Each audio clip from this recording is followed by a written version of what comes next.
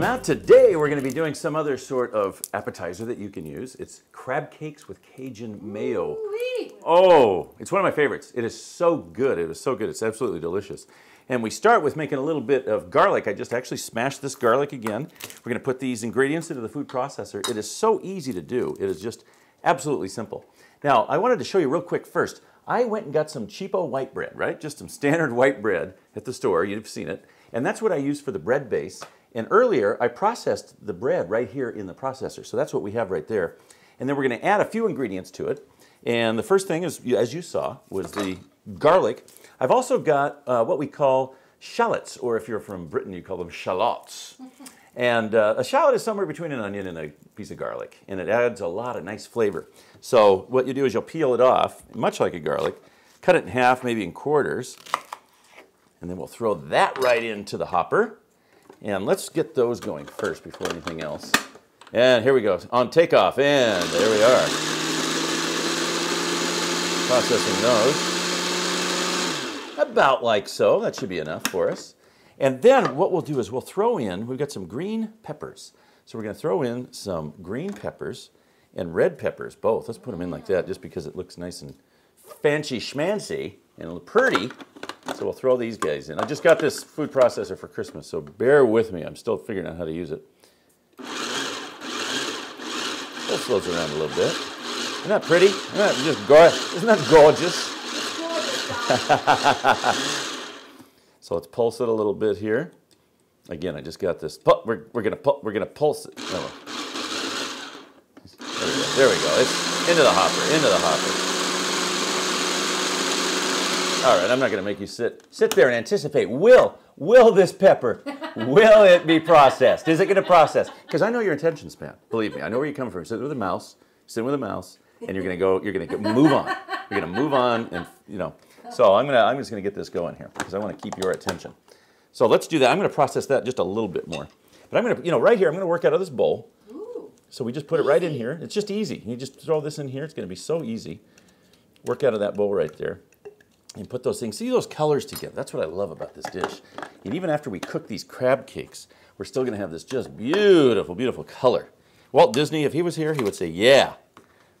He'd say it just like that, too. Yeah, I would approve of this. Because Walt Disney did have a Cajun accent. Most people don't realize that. He was trying to cover it up. Kidding. Kidding. It was from Chicago. All right, so here we are. Pulse that a little bit. Pulse. All the lights are coming on.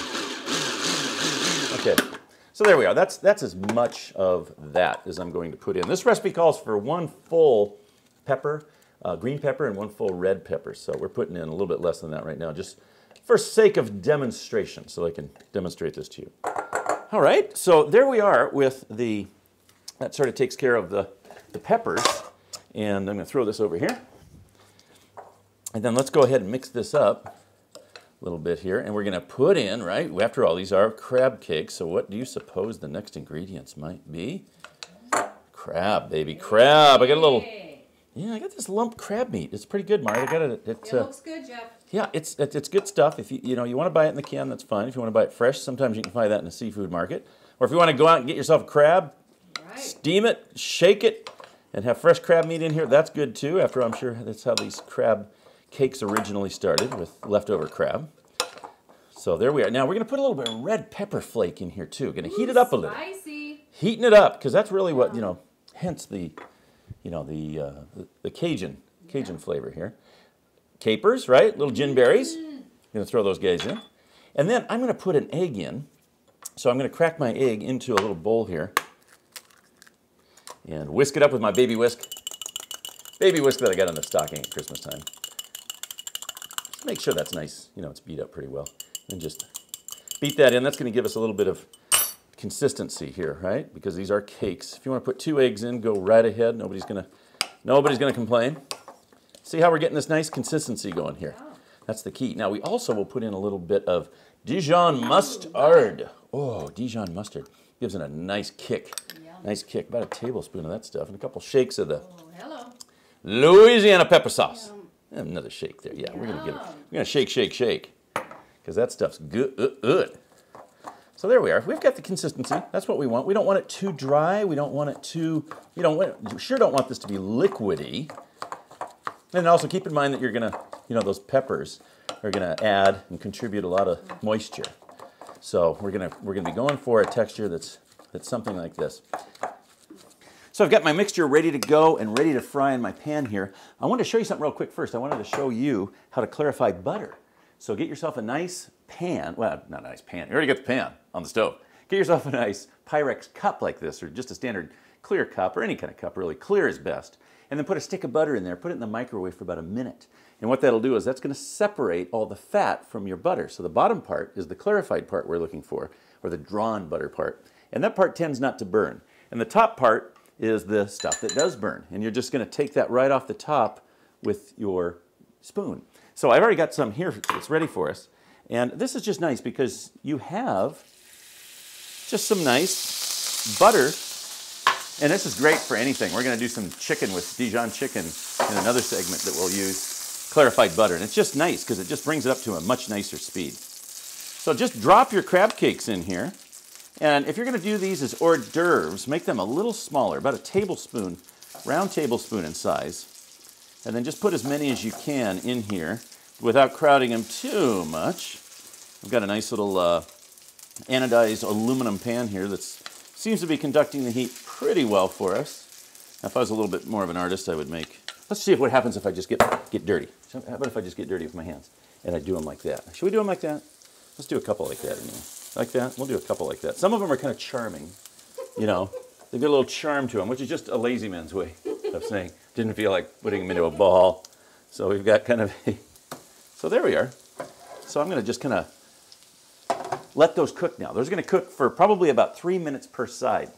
And in the meantime, we're gonna go ahead and make a Cajun mayo.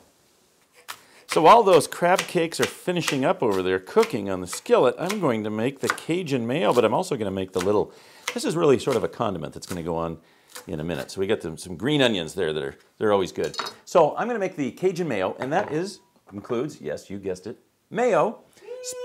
Specifically about a half cup of mayo. And then to that, we're gonna add, let's go a little bit more mayo here.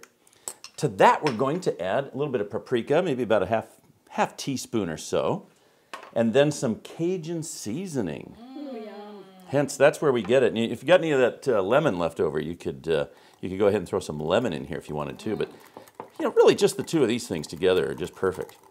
So you just mix that up, and I mean to tell you, that's easy. If you want to make your own mayo by using egg yolks and oil, go ahead and do that too. This is just standard store-bought mayo because I want to keep things simple and easy. But that's ready to go. So let's see how yes, they are finished. The magic of television. We've managed to finish our crab cakes.